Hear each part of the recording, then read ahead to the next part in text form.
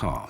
But what we had to do, of course, to get the design of it, and Nigel Phelps with Anton came out with pencil lines, and then I would draw it up, and he got a modeller in who made a little moquette, like a little clay model. And then Anton and Tim would come down, because it was an important thing for the film. They'll make it a bit longer here, do this, do that with it. And we eventually come with the final thing, and he said, that's it, that's what we're going to do. We both kind of went, yeah, you know, because it made us kind of laugh because it was tough, but it was kind of perverse.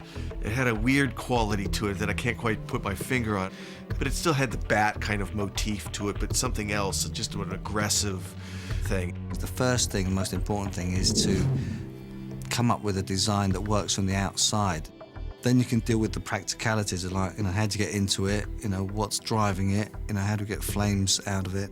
All of those things, they're a logical part of the process. We had to have it sculptured out in polystyrene to get the shape. You know, when it's first sculpted, I mean, you're seeing this big white blob of polystyrene. It's like, oh, it looks pretty good. Tim Burton looked at me and he said, great, where's the door? And the whole thing was made without a door. It was just in polystyrene. And I said, well, that's a good point. It's only when you've got the form working and the shape working that you realise that, well, it's going to have to be either the cab is going to have to hinge up or slide forward. I've been in a Harrier jump jet, and that's how the idea of the hood slid forward. And that was the way that they got out. The detail of the window was derived from, like, a gun emplacement, and there was, like, these little slitty windows, a pair of slitty windows, like, Have it completely done in fiberglass. A specified paint job was done on it, which took 10 days probably.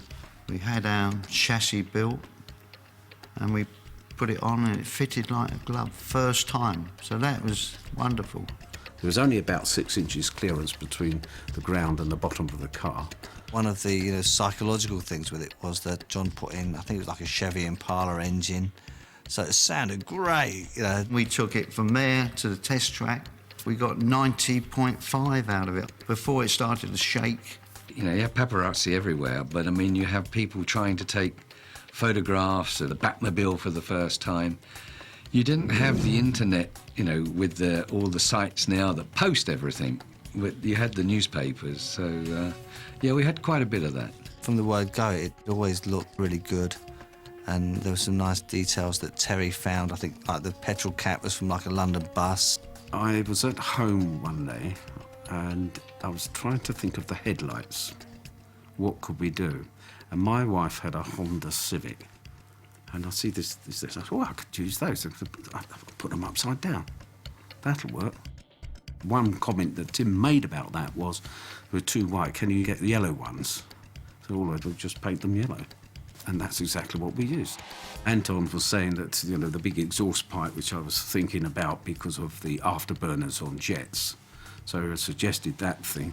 And then we had the rear lights. He said, well, everything's round, a round exhaust pipe, so we should have some round back lights, you see. So instead of having them made, which is far too expensive, I was thinking we'd just get some that's already off a car. The Ferrari had round ones.